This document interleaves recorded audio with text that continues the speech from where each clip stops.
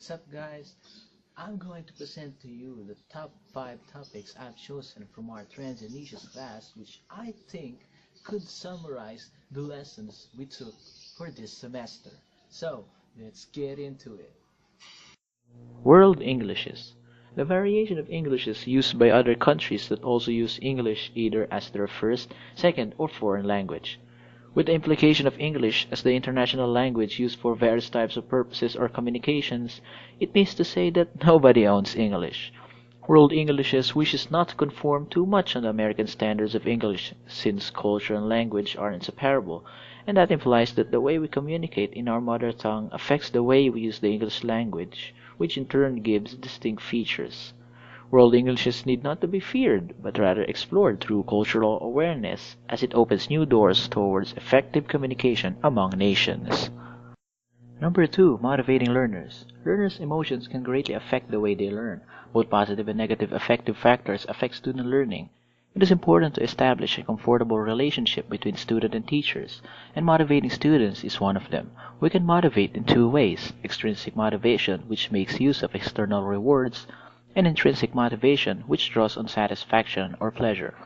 We can make use of the 5CR, which is to make students challenge, curious, and control, cooperate, compete, and recognize in learning.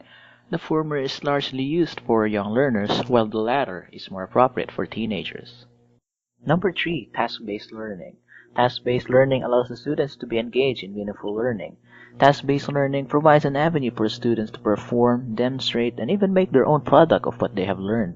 In a language classroom, it is important for the students to actually perform the English language, as they also learn how to use it effectively.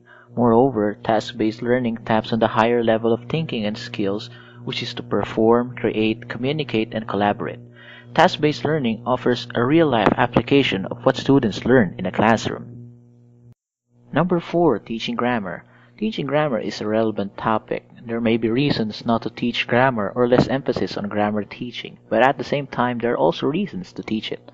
Adhering to the grammatical rules causes anxiety and affective filter in using the English language. Worse, the learners are discouraged in using the English language when what is supposed to happen is to encourage learners to use the language. We learn the English language for communication, and what matters the most is the meaning or context, since we can still understand a sentence or two even if grammatical errors are present. Moreover, we emphasize on meaning and the skill to use the English language for everyday communication. But still, grammar should still be taught as it is comprehensible and is widely accepted. And number 5, teaching with technology. Using technology has its perks in classroom learning. It is relevant to today's learners. It is handy and more convenient, and it shows great potential to the evolving methods of teaching English.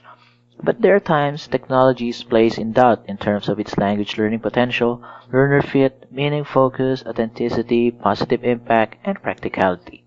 But nonetheless, technology can improve language learning if utilized effectively, since there are various technologies that can be appropriately used for the different language skills, which are the listening, speaking, reading, writing, grammar, vocabulary, and of course, pronunciation skills.